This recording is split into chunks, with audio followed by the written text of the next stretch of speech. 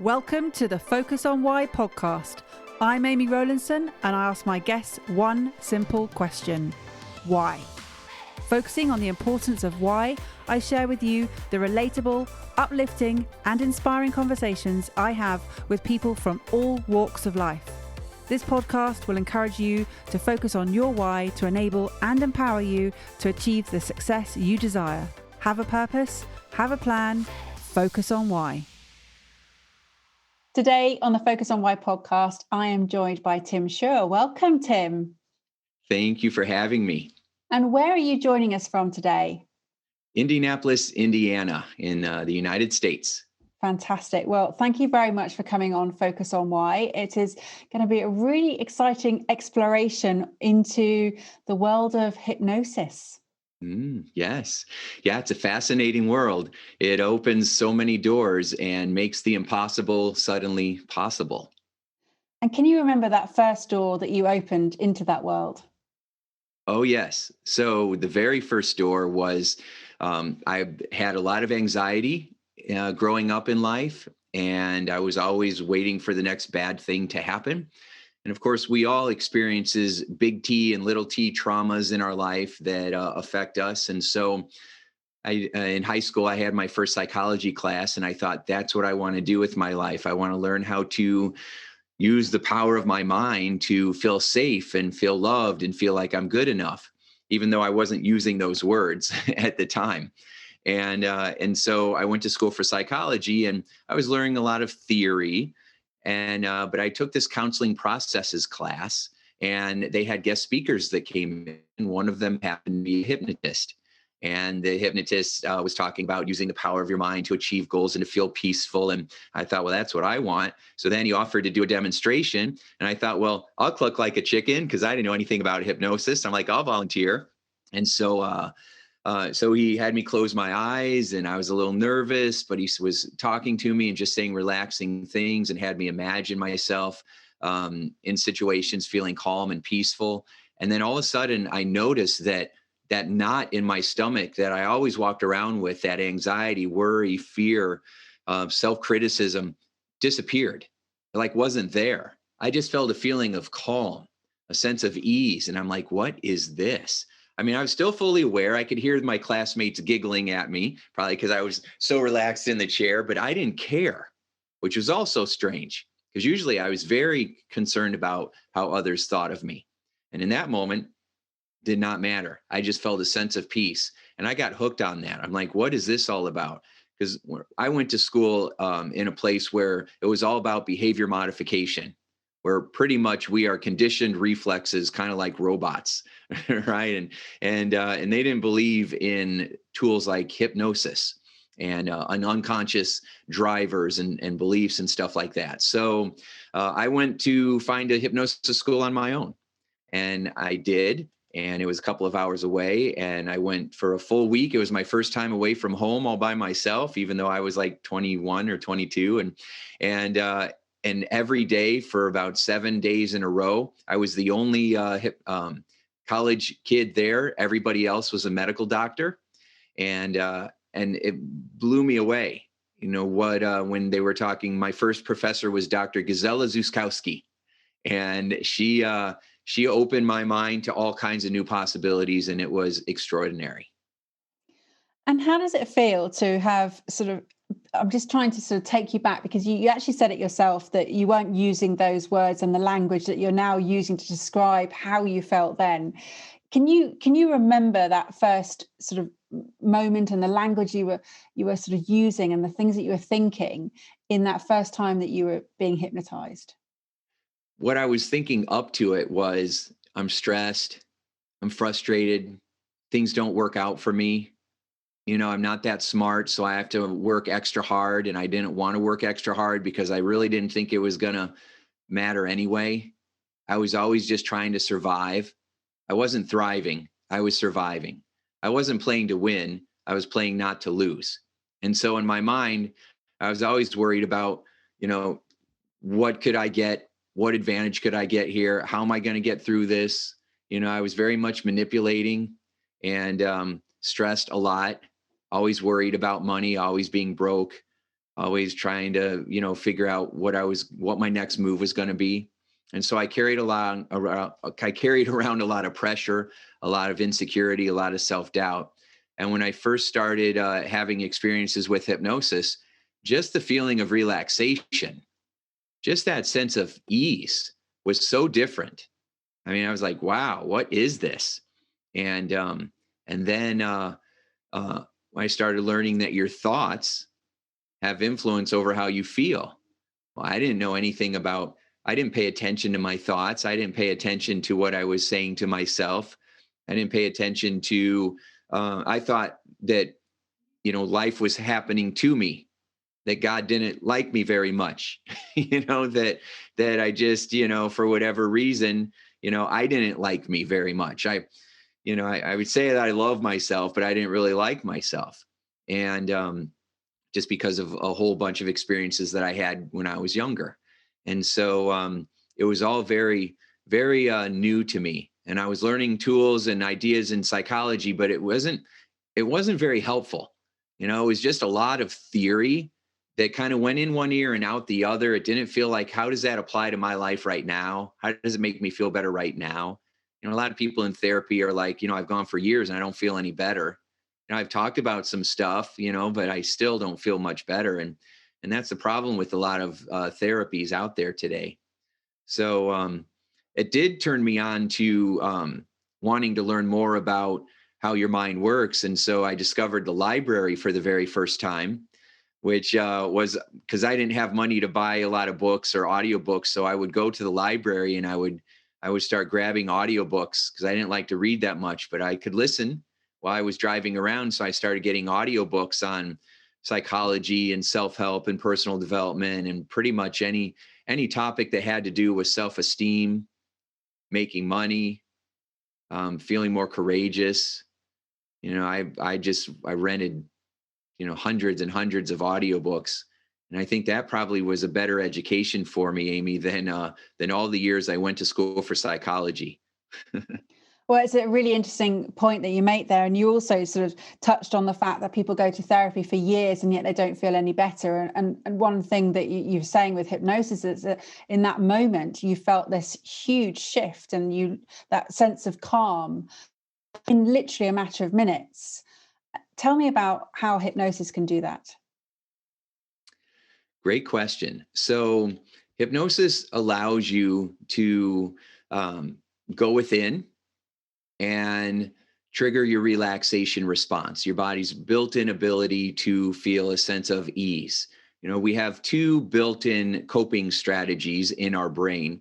And the first one developed about 500,000 years ago was the fight or flight response. And that is a mechanism that's designed to keep us from being taken out, right? It's designed to help us feel safe. So if we hear a rattle in the bushes, or if we're alone in the dark, or, if we see someone that doesn't look like us or isn't familiar to us, it activates like a fire alarm that's built in our brain that releases adrenaline and cortisol and these stress hormones that are designed to help us run away or fight. And, but we couldn't keep having this fight or flight response go on all the time without also having something to turn it off. And so then, because otherwise the stress was more dangerous than the imposed dangers, and so, or the perceived dangers. And so our brain then developed the relaxation response, which is what Herbert Benson coined the term relaxation response. And it's just your body's way of slowing back down.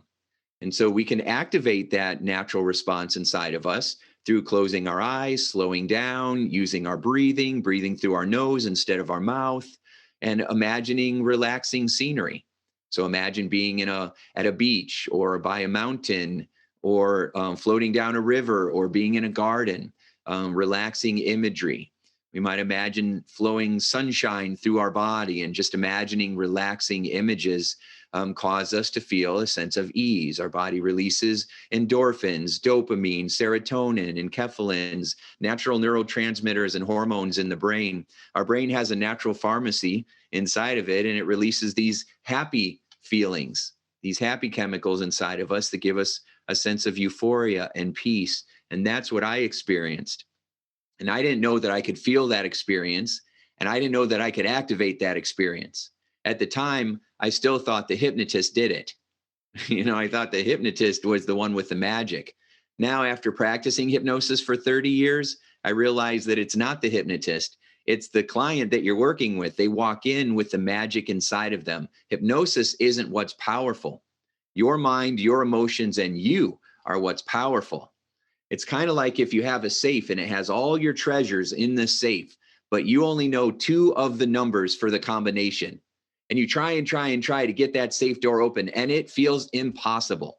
But if you discover the 3rd number in the combination, and then you fill it in, the door opens with ease, effortlessly, right? The trick is to learning the combination. And most people don't know what the combination is, so they never really access the power that's inside of them. That's why people like you and I, Amy, who have found the combination, have been wanting to share it with as many people as possible. I love that. And as you're talking to me, I just had this image pop in my head of these 2 pharmacists in my head dispensing different drugs at will, without any control and without any qualifications. And actually, that's quite scary. Yes. Well, it's true. Now, these pharmacists in your head have been developed over millennium, right? Over millions of years. So they know what they're doing. But it does go to show that our brain, our unconscious mind, which controls about 80% of what we do, really is calling most of the shots in our life. So you're right. These pharmacists really are calling most of the shots. Brain researchers, they call them cognitive scientists, brain scientists. They say that your unconscious mind pulls almost all the decisions that you make. We call them habits or conditioned responses or reflexes, right? That your brain is, there's some studies that show that your mind has made a decision on what you're going to do, sometimes up to 7 full seconds before you consciously are aware of why you're making the decision that you're making. And so you're right. You don't want these little pharmacists in your head controlling your life without any conscious input from you. These same researchers also say that most of the beliefs that drive us were formed by the time we were 8 years old. So it's also like there's an inner 8-year-old, a little boy or girl inside of you deciding what you're going to do with your love life or with your money or with your health, what you eat, right? And every other decision that we make. So without having an understanding of how your mind works, you truly are at the mercy of however you were programmed when you were little. And that's something that's really fascinating, is that often the beliefs that we're still operating with as an adult are no longer serving us, but we're not aware of that. We're not aware of what our beliefs are.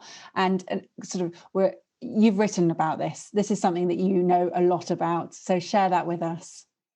Yes, I wrote a book a while ago. Every 5 years, I sit down and write a book based on what I've learned from working with thousands of clients. So it's all in the trenches research, right? I've facilitated over 15,000 individual sessions with people from all walks of life, from all over the world, with every kind of problem there is, and paid attention to what was working and what wasn't working, to what people were saying that was getting the results and what people were saying that was sabotaging them. And there were clear patterns that emerged. And the one belief that I have from observing all these all these people over these years is that you are truly one belief away from having any kind of breakthrough you want. So the book that I wrote 5 years ago was called Get Out of Your Way. And it was all about understanding how your mind works and how to program yourself and how to retrain your brain for success. And then the book that I just wrote with a friend of mine, Dr. Joe Vitale, we're releasing that in January. And it's called One Belief Away.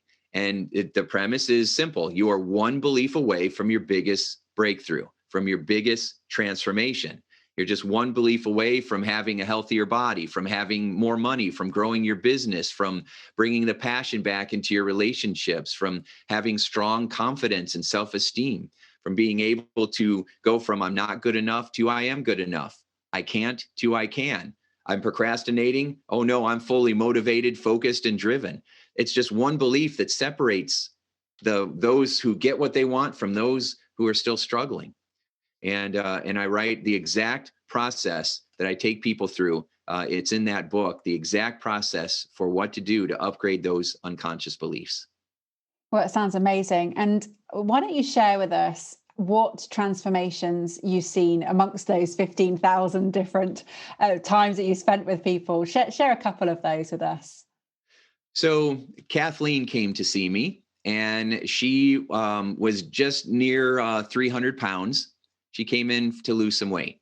She sat in my chair and she said, Tim, I don't really think that weight loss is going to work for me. I've been trying for years. I'm like 50, I think she was 57, and I've been trying for years to lose weight, and it just, nothing has worked for me. So I'm here because I want you to make me a happy fat person. And then she started crying.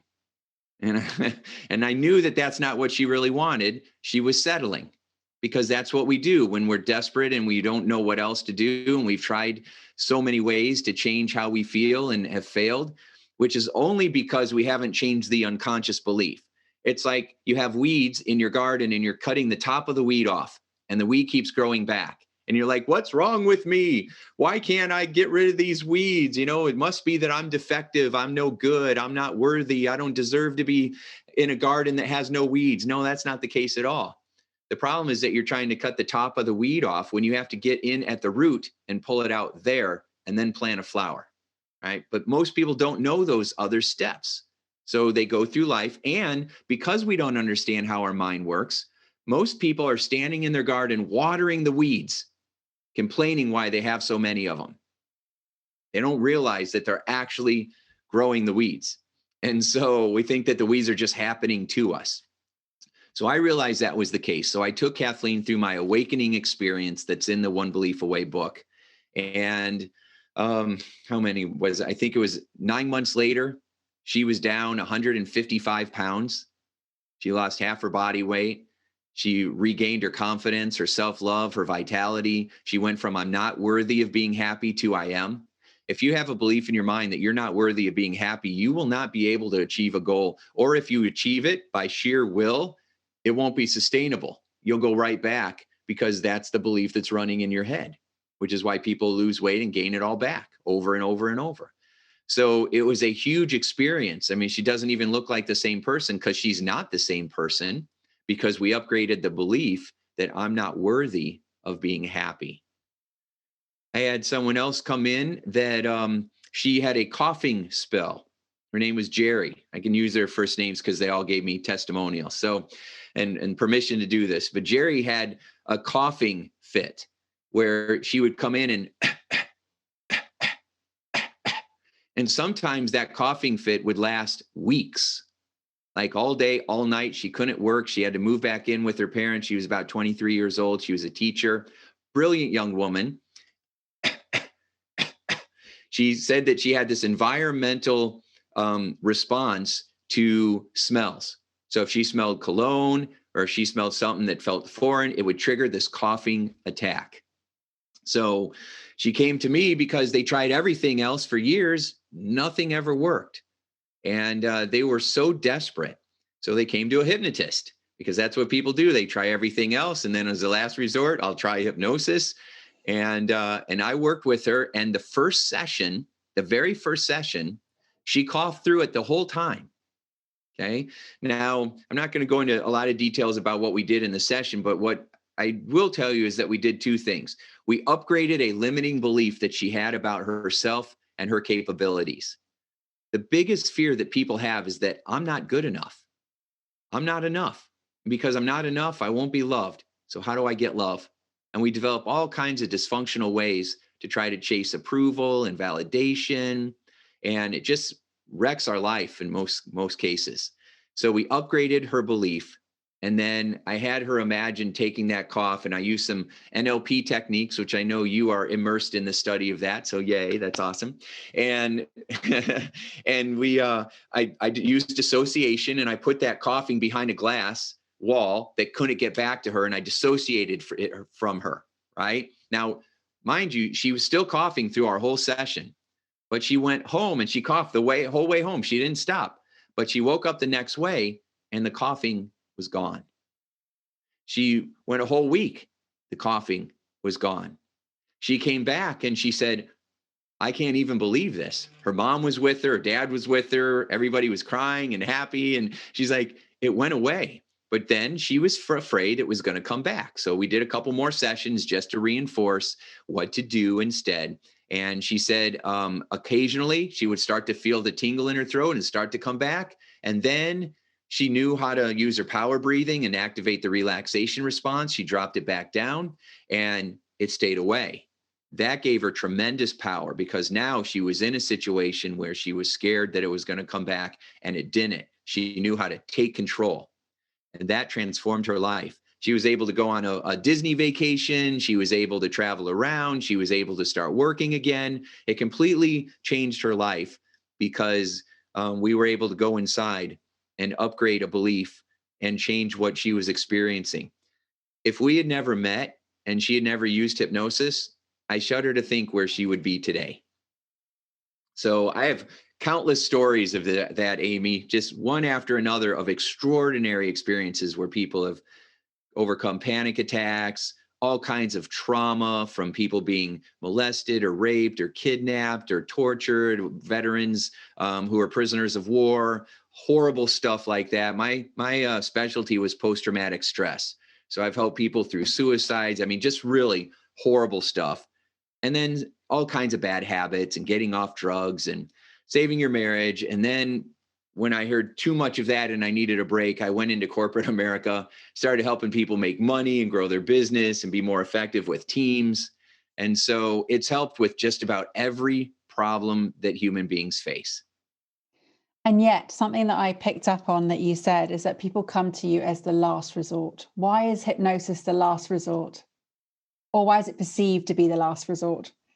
It's a double-edged sword. It's been around as long as modern medicine has been around, probably longer, actually. I mean, they go back to 3,000 years ago. The Egyptians used sleep temples where they would take people that felt ill and they would take them away and they would use relaxation and music and chanting and incantations, which are these days we would call them positive affirmations, and people would get better.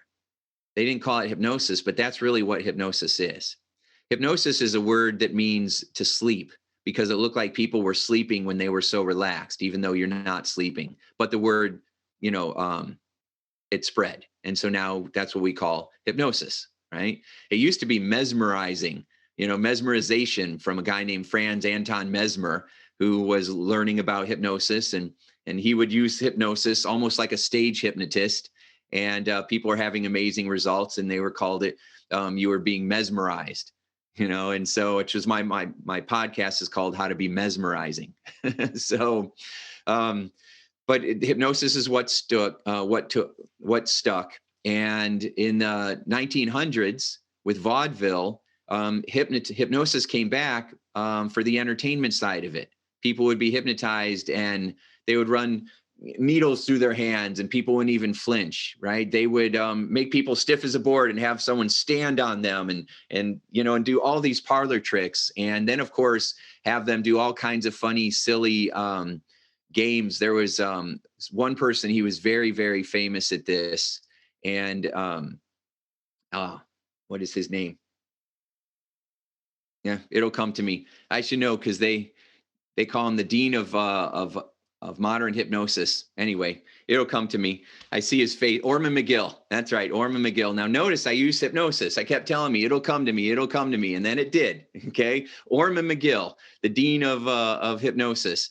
And in the 30s, 40s, 50s, he was very famous for putting on these occult kind of magic shows because that's what people were into, seances and stuff like communicating with the spirits. Well, he would hypnotize people and make them do all kinds of funny stuff. Right. So he would be an orchestra leader and he have people playing the trombone and playing the drums and playing the violin, even though there weren't any instruments, but everybody was playing and he was getting this, all these people to be the star. And it was great. People loved it. And that became the modern day hypnosis shows that you see in high schools or you see in Las Vegas, right? And around the world where people are doing these shows to demonstrate the power of suggestion, the power of getting people relaxed. And the idea that if you get rid of the worry that people are going to judge you, you forget about it, you lower your inhibitions and you just be yourself and be a star, You can do anything. And that's really what it's all about. Not making people cluck like a chicken, but showing people how brilliant they really are. It helps you get out of your own way. And so those shows were hugely popular and still are because they're hilarious and everybody gets to play. You get to laugh in the audience or you get to be a star on stage. And either way, it's awesome. So then when we had talk shows in the 80s and 90s, then they had stage hypnotists on there. And then, of course, the movies saw that. And so all of a sudden, Count Dracula could hypnotize people. And, all these scary movies where people were hypnotizing other people and making them do bad things, like the Manchurian Candidate, the government's going to hypnotize you. And right. And so they put it into Hollywood. Well, what that did for the general public was scare them. You're not going to make me go crazy. You're not going to make me humiliate myself. You're not going to make me do that stuff. That must be the work of the devil. You're not going to let the devil in my mind. And so for decades, people associated it with mind control and the devil. And that's why it got such a bad rep. Most people don't realize that hypnosis and chemical anesthesia were the two modes of helping people to reduce pain in the 1800s. And if the medical anesthesia community didn't have as much money as they did, we might be using hypnosis before surgery instead of chemicals. So plus, Mesmer, Anton Mesmer got a bit of an ego and got cocky and arrogant, and people didn't like that either. And so that also was a downfall of hypnosis. But you got to remember, most of the people that studied hypnosis, 95% of the people were medical doctors. They were the ones that were using hypnotism originally, not stage hypnotists. And so people don't understand the background of it. But there has been a shift, Amy. In the last 10 years, more and more hypnosis is becoming mainstream because all these celebrities who are rich and powerful, who could go anywhere and work with anyone, are hiring hypnotists. Every big celebrity out there has hired a hypnotist to help them break a bad habit. Matt Damon, Ellen DeGeneres quit smoking using hypnosis. I mean, you name it. Sylvester Stallone and used hypnosis. And I mean, just on and on. There's so many people that have used hypnosis for years to elevate their career. So it is becoming more and more mainstream every single day. Absolutely. And with what you were saying, I think one of the things you mentioned was the sort of the lowering of inhibitions, and that vulnerability that people feel is probably also equal to the fear that they have or the phobia they have. They don't want to go to that place. They don't want to experience the fear because it's a nervous position to put themselves in. Mm-hmm. Until they try it. And they're like, this isn't anything that I thought. I'm alert, I'm awake, I'm in control. I'm actually more in control because I'm not allowing my habits, my addictions, my worries, my insecurities to control me. I'm actually in control. And so they feel so relaxed, they feel so good. And the very first session, I upgrade a belief. So it's a powerful, transformative experience the very first time. And it blows people away. They're like, this is incredible. I can't even believe how much this has impacted my life. Why isn't everybody doing this? Well, that's what you and I are helping more people to understand what it really is and what we're really offering. And that's a frustration that I find is when I've sort of come across something, and NLP has been in the last few years, I've come across it. It's a frustration to a certain point of, why is this not more mainstream? Why are children not taught this in sort of schools as well? Because it is such an amazing tool to have. And, even just talking about the phobias, but as an extreme level to combat those, but more from a belief system, and ridding those limiting beliefs and imposter syndrome from an earlier age is so empowering. It is. You're exactly right. And again, we go through these different shifts in our culture, and there's many, many reasons why the world is the way that it is. Schools were developed to help people become factory workers. It wasn't to really educate us. It was so that we could teach kids how to work in factories. That's what schools really developed from. And it came about, control and being a group instead of being individuals, and learn what you need to do so that you can do something with it. And then it goes out the other ear. I mean, a lot of the education that you need to be, that you need to have in life to be really successful, you don't learn in school. And it's unfortunate. So, but we're in a time right now where we're starting to change that. I mean, the world is in a very exciting place. I mean, if you look for the rain, you're always going to find it. If you look for the rainbow that comes after the rain, you're going to find that too. You can't get the rainbow without the rain, right? And so we're in a time right now where people are taking a look at what's more important, what's valuable, what matters to them, and where there's more social justice that's happening, even though it looks like, people are rioting and there's a lot of heartbreak. We are also saying, hey, we need to stand up and take notice and get rid of the isms, the sexism, the racism, the ageism, all these isms that hold people back. We need to come together and collaborate instead of being so competitive. We need to love and value one another instead of judging each other and finding each other less than all the time. And so what we do when people find that there are better ways, those are the people that stand up and try to make a difference, right? It's like being a bright light in a darkened room. We've got to bring the light. And if you can just impact one or two more people, you've done your job. You've done a really good job. And so the more you discover neurolinguistic programming and the tools that come with it and the insights and strategies, the more it's going to impact your life. And that's the success. You can impact others, but it was your life that was supposed to be impacted. And so you're already succeeding. You're already a success. And that's very exciting.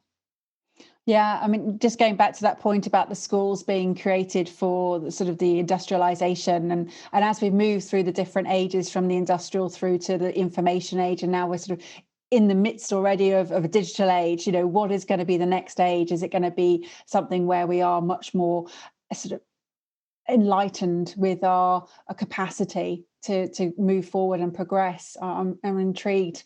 Perhaps we might not even see it, but I'm intrigued to see how we're going to understand more of our cognitive ability. Well, I think we're already seeing it, because when you have campaigns that are occurring in the world where people are saying, hey, we need to love each other more, we need to come together more, we need to recognize that there is systemic racism that's happening or sexism that's happening, and we're calling it out. This is the first time I ever have seen in history where powerful people are actually being held accountable for the crimes that they've committed.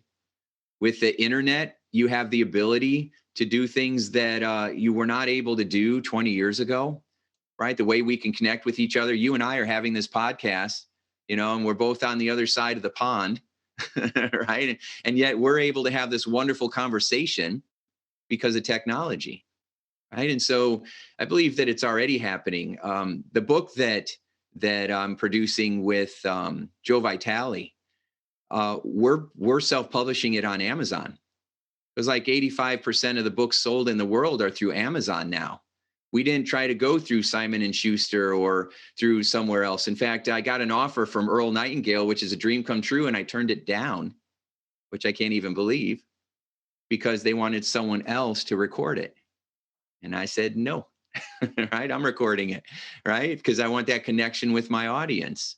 And I wouldn't have been able to do that without the technology that we have right now. So the world is really transforming quickly, and I'm excited to see what happens next. So this podcast is called Focus on Why, and it's all about why people do what they do. And I think you've explained a little bit why, because of the anxiety that you said that you experienced as a child took you into this whole world. But why do you continue to do what you do now? Well, my mission is to end needless emotional suffering. I love it. I love helping people to have that freedom. I love watching people to go from a breakdown to a breakthrough. And I also know that there are simple, easy fixes that allow people to have that combination to open the safe and make their dreams come true. And it doesn't matter if they're in a company, changing how people listen to one another, improving how beliefs that people have, whether you're a leader, whether you're a CEO, whether you're a manager, a supervisor, or you're an employee, or you are, a husband or wife or spouse or life partner.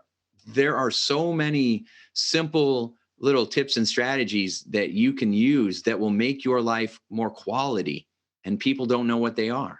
We're riddled with blind spots and insecurity. And I feel like it's an ethical obligation. I mean, God gave me these gifts and these skills. It's an ethical obligation to share them with as many people as I possibly can. And I love it. That's what makes me excited. That's my hobby. I don't really get into watching sports. I like movies, but I would rather write another article or produce another video myself. I'd rather help someone have a breakthrough than go fishing.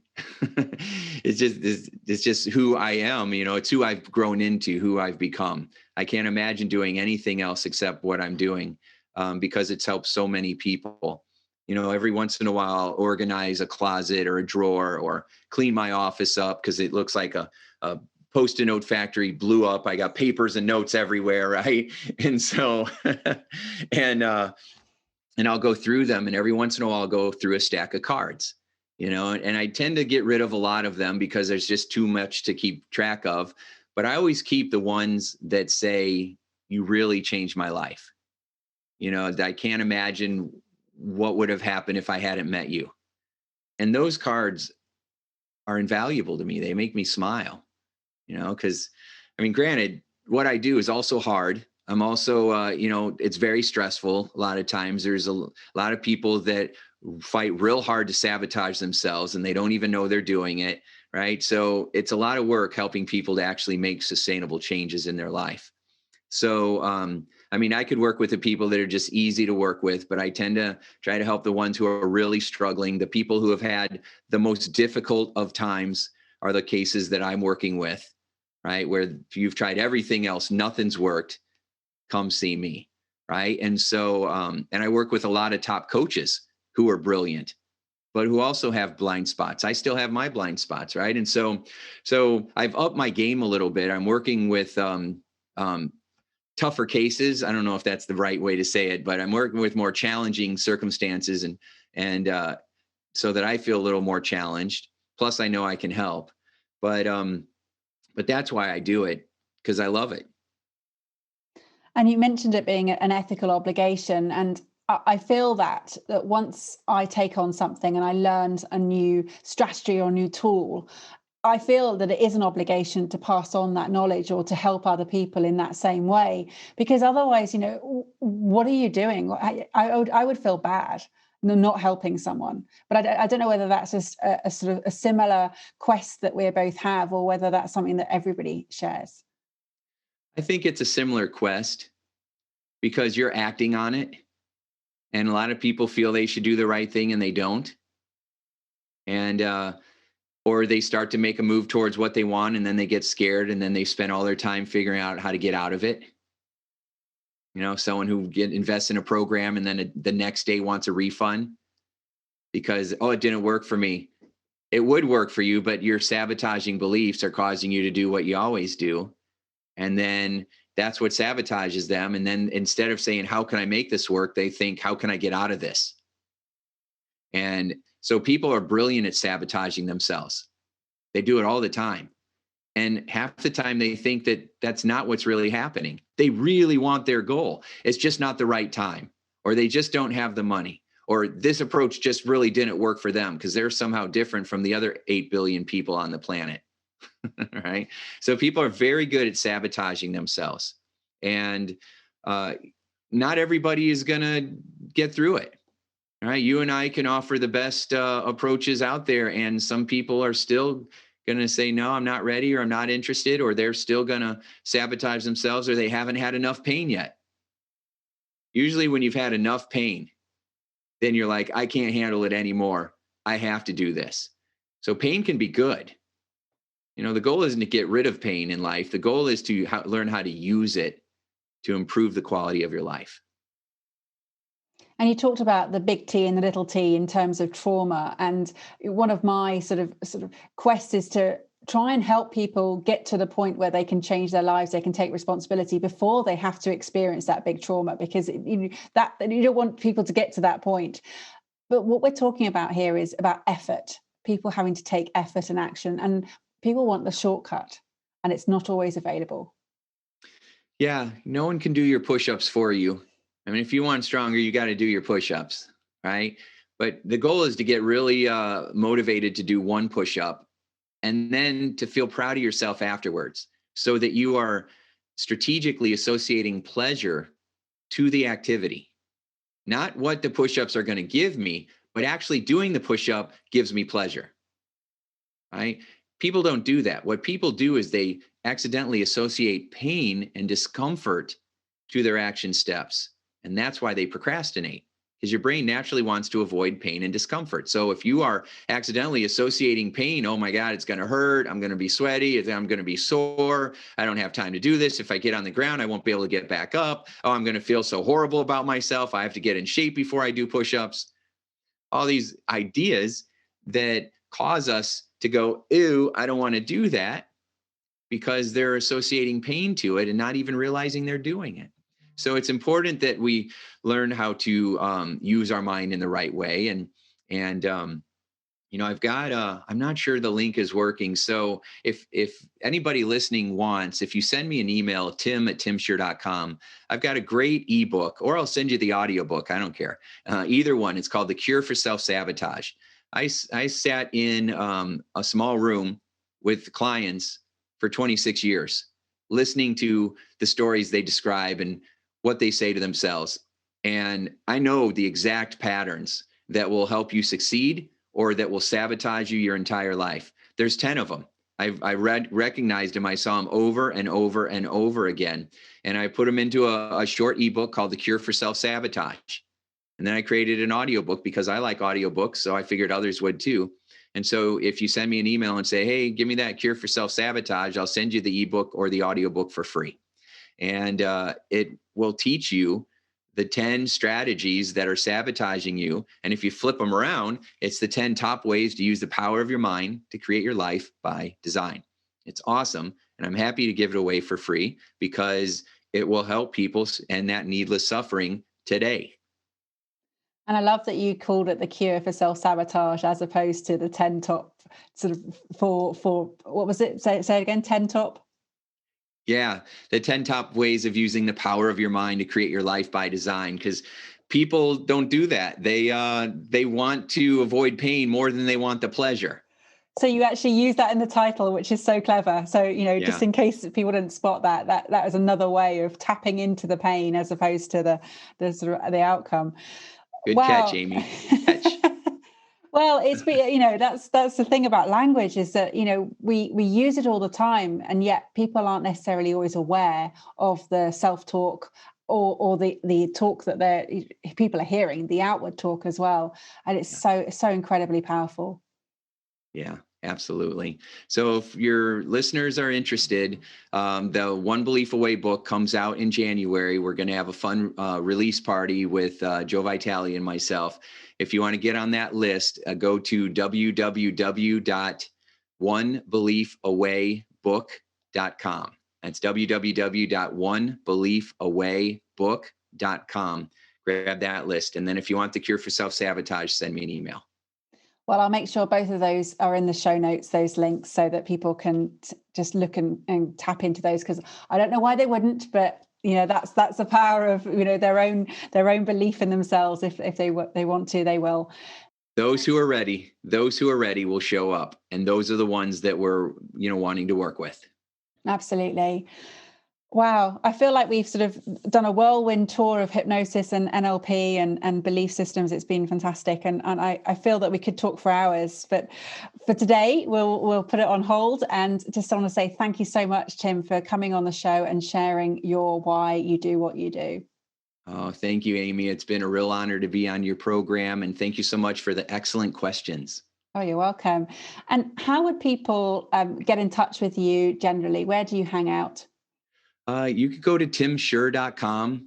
And that's my speaking site, but I've got lots of resources there. If you look me up on YouTube or Facebook or Twitter or Instagram, I'm on all the social media sites. So that's the easiest way. Well, I'll point them in the right direction by including all those links in the show notes too.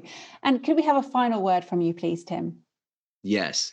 Here's what I've learned over all these years. You are already enough. You have nothing to prove. You're already good. The more you love, accept, encourage, and support you, the more your life is going to become what you've always wanted it to be. So when you get up and you look in the mirror, I want you to look at yourself and say, "Good morning, gorgeous. Let's make today a beautiful day." Thank you for listening to the Focus on Why podcast. I'm Amy Rowlandson, and if you've enjoyed this episode, please leave me a 5-star Apple Podcast review. Connect with me on LinkedIn, Instagram, and Facebook, and become a member of my inspiring, uplifting, and positive Focus on Why Facebook group. I help people to focus on their why with clarity, uniting their passion with their purpose with a plan to create the life they truly desire. If you would like me to help you focus on your why, then please book a free 20-minute coaching call via calendly.com/Amy Rowlandson. And if you haven't already, please sign up for the Friday Focus weekly newsletter via my website, amyrowlandson.com. Have a purpose, have a plan, focus on why.